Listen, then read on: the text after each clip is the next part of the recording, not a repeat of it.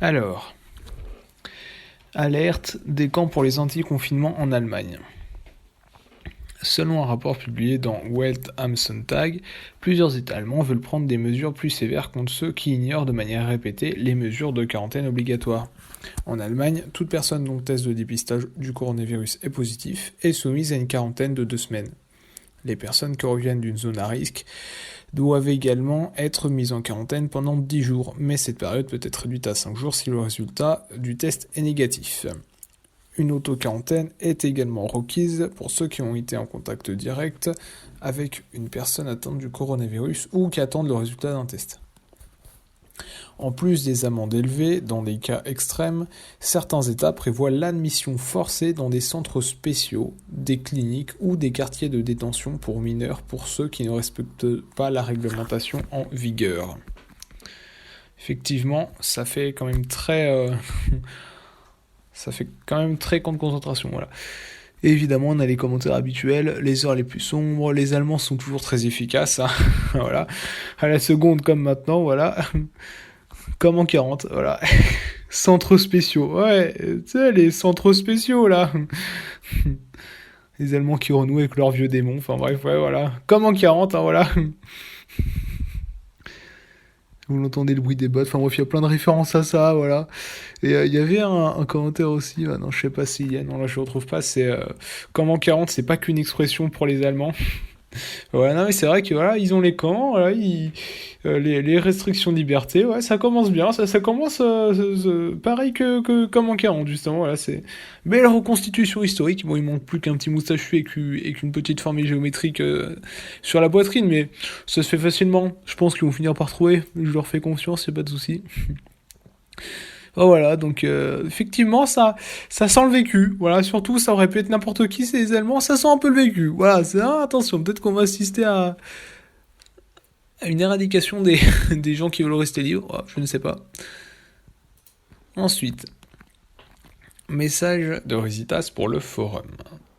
Salut les Ray, aujourd'hui j'ai reçu une vidéo de remerciement de Résitas en personne pour le forum, en rapport avec la cagnotte en cours et les lettres des Ray. La vidéo a été filmée par une infirmière il y a plusieurs jours, avec son accord et celle de sa famille. Je vous la partage. Perso, ça m'a fait un peu de peine, merci à Zinedina pour la traduction. Donc, la vidéo ici, hop, ou ici, et pour le soutenir, c'est la cagnotte Litchi. Alors, je sais qu'il est mad, mais je sais pas exactement ce qu'il a. Donc, eh ben, je vais aller voir, parce que je crois que c'est tout expliqué. Alors, dans une situation dramatique. Ok, allez, 7500 € collectés quand même, hein. 633 participations. Eh, le 18-25 a du pouvoir quand même, c'est beau, je participe. Ok, participer sur Facebook, tout ça. Ok, organisateur que de face, bref. Notre cher El Résitas vit en ce moment une situation dramatique. Il est hospitalisé dans un établissement en Espagne, seul, amputé d'une jambe et luttant contre le diabète.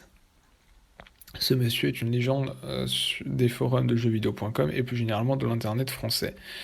Que ce soit en vidéo humoristique sur YouTube, en même sur Twitter ou en sticker sur le 1025, n'importe quel internaute a probablement déjà dû voir son visage pendant une fois, son rire mythique. Voir cet homme souffrir seul et en silence est un véritable crève-cœur. Actuellement, il se trouve à l'hôpital de la Caridad de Séville, créé par la confrérie du même nom, qui s'occupe des personnes âgées dans le besoin, seules et sans ressources.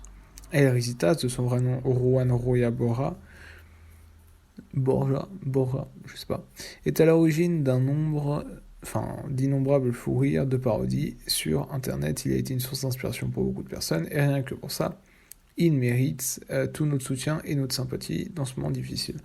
Montrons-lui tous ensemble que les membres de la communauté de jeuxvideo.com que nous pensons à lui et qu'il n'est pas tout seul dans ce combat contre la maladie. Donc voilà, donc je ne savais pas exactement ce qu'il a, mais voilà. Et du coup, ouais, j'ai déjà regardé la vidéo, enfin, c'est assez touchant, le pauvre.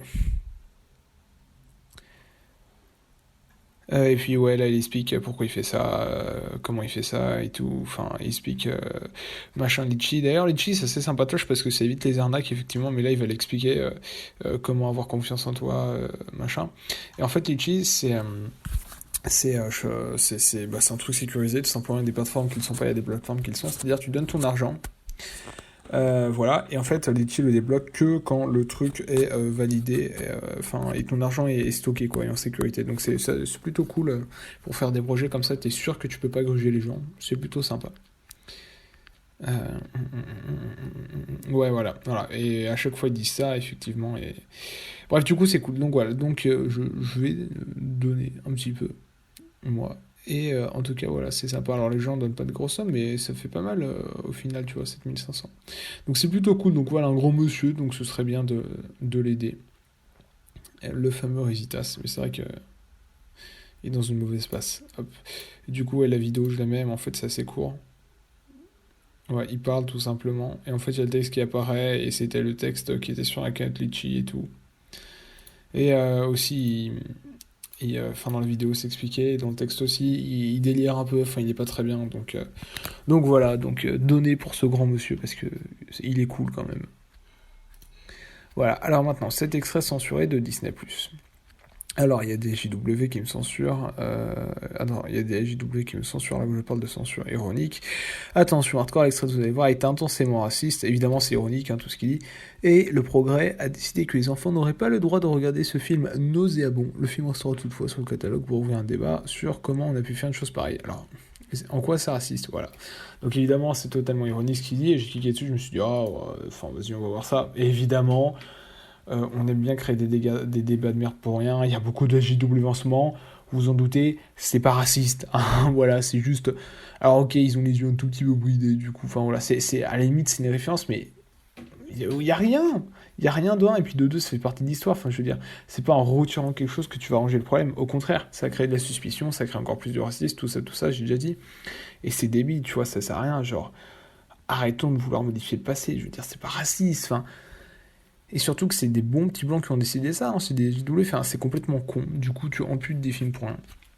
Bref, on a l'habitude d'être débité, mais bon. Donc on regarde ça, hop. Et en fait, ouais, c'est ça, ouais, il chantait. J'ai déjà regardé la vidéo en entière, alors je vais peut-être pas la mettre tout en entière, mais en gros, ouais. Enfin, il n'y a pas grand chose de raciste, tu vois, c'est juste qu'ils ont un design un petit peu de chat asiatique, quoi, mais c'est tout. Enfin.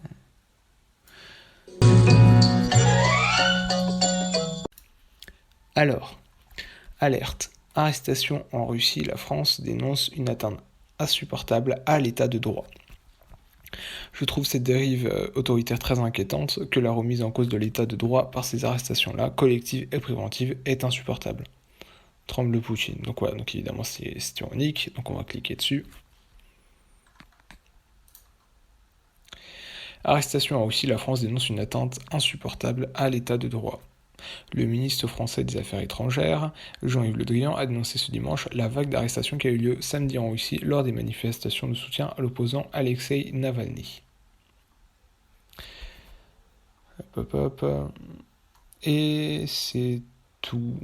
Il n'y a pas d'article. Ok. Est-ce qu'il y a des commentaires au moins? Non, il n'y a pas de commentaires. Bah, c'est dommage, ça aurait été intéressant de voir les commentaires. Ok. Donc le reportage, entre guillemets, est extrêmement court. Voilà, il fait que quelques lignes.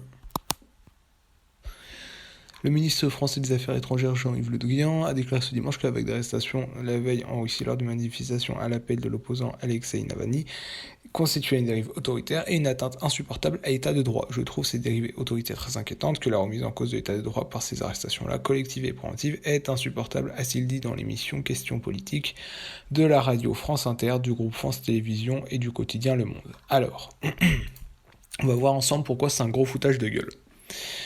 La France faisait pareil pour les Gilets jaunes, voilà. Et en fait, tous les commentaires du GSC, c'est ça. Effectivement, la France est très mal placée pour donner des leçons de morale. C'était pareil pour les Gilets jaunes. Non, c'était pire. Regarde le nombre de blessés pour les manifs de Poutine et compare. Effectivement, il y a beaucoup moins de blessés pour les manifs de Poutine. Et nous, on avait décidé d'arrêter les gens avant qu'ils manifestent et on se permet de donner des leçons. Et c'est ça tout le temps, sur toute la fin. Et c'est un gros foutage de gueule. Mais genre, vraiment. Tu vois, on se permet de donner des leçons de morale, alors que on est pire en fait, parce qu'on est censé être le pays des droits de l'homme, on les respecte pas. Voilà, quand il s'agit de gueuler sur les autres pour des conneries, ah bah il y a du monde, mais quand il s'agit de se remettre en question soi-même, il n'y a plus personne. Alors qu'encore une fois, pour les gilets jaunes, c'était pire. Voilà, on a été c'était hors la loi ce qu'on faisait. L'État français était littéralement hors la loi. Voilà, selon l'Union européenne en plus, donc c'est pas un truc de complotiste, c'est non, non, il était littéralement hors la loi. On est passé, je rappelle, pendant les Gilets jaunes, et je crois que c'est toujours pas remonté d'ailleurs, on est passé derrière la Russie en termes de liberté d'expression, autrement dit, ils sont littéralement meilleurs que nous. Donc, avant d'ouvrir sa gueule sur les autres, faudrait peut-être arranger son propre cas. Donc il y a du foutage de gueule qui se perd.